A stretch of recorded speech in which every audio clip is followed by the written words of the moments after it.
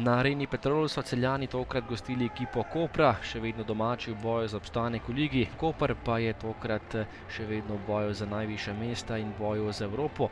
Simon Rožman je novi trener Celja, zamenjal je Miloša Rusa in tokrat je pred domačimi navijači debitiral v prvi ligi. Celjani so tekmo pričeli odlično, tole je že prvi poskus od daleč, Rajsel je zadel vratnico.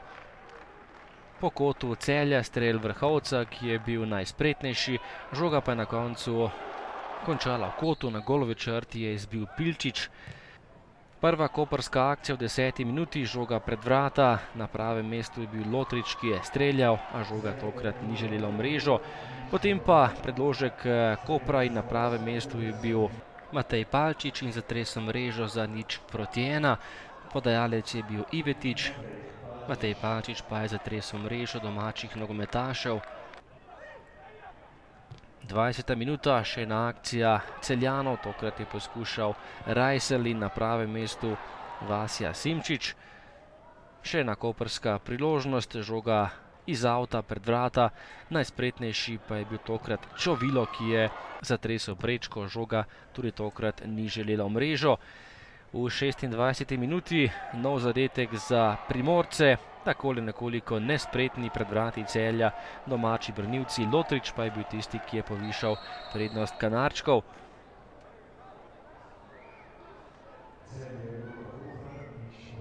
Izid je bil 0:2, vendar ne za dolgo, to je bila še ena prekinitev. Nov predložek in na pravem mestu Jaka Štromajer, ki je povišal na 0:3.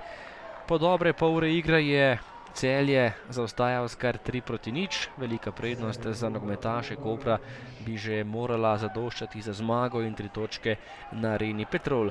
Ampak Celjani se niso predali, še naprej so igrali dokaj lep in soliden nogomet, tole je bila velika priložnost Rajsla, tudi tokrat pa zadetka ni bilo.